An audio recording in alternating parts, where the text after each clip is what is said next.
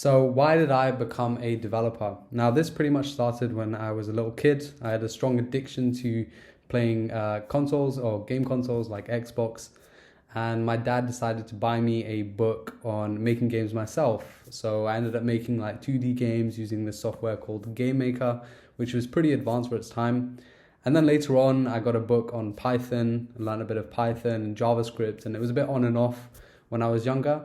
However, as I started to get a bit older, I realized that, I really enjoyed building things in general and also had a big fascination with those who had built companies out of lines of code. So people like your Jeff Bezos or your Elon Musk. And that really fascinated me. And I think it fascinated a lot of people, especially when you're young and impressionable. So I decided to do a degree in computer science and then went down the road of software engineering. The best career advice that I could give to you is to teach what you learn. So as developers, we always have to be on this journey of continuous learning, whether it be learning a new JavaScript framework that comes out next week or a programming language that comes out next month. We're always learning something that either helps us with our job or something that we're just genuinely interested in. Now, if you want to learn something in great depth, then I would definitely recommend going with a strategy of teaching other people what you have just learned.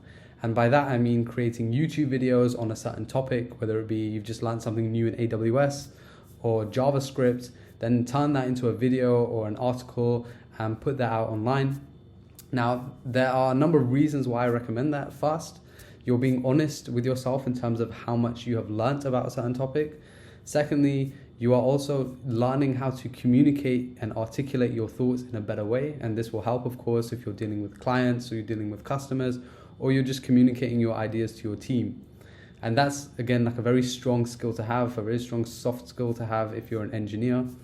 And lastly, you're also helping someone else at the other end of it. So if you're making a video on how lists work in Python, someone's going to click on that who may have just started their programming journey and found that very useful, and you may have actually encouraged them to go ahead and learn more.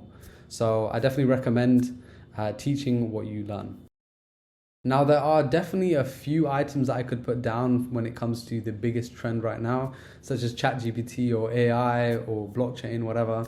However, I'm going to go ahead and say that the biggest trend right now, in my opinion, is that of 3D websites. So basically websites that are much more interactive, that pop out of the screen, and they tend to use libraries like Three.js. And you can go ahead and look at Three.js and have a look at the kind of examples that they have in their website.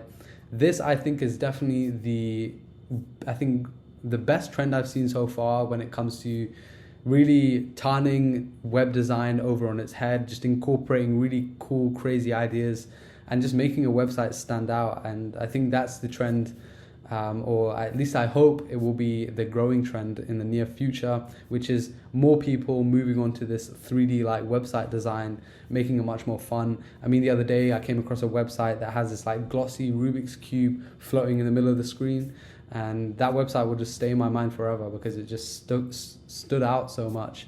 So yeah, that would be my guess, or that would be my biggest trend right now, which is making websites much more interactive using 3D elements.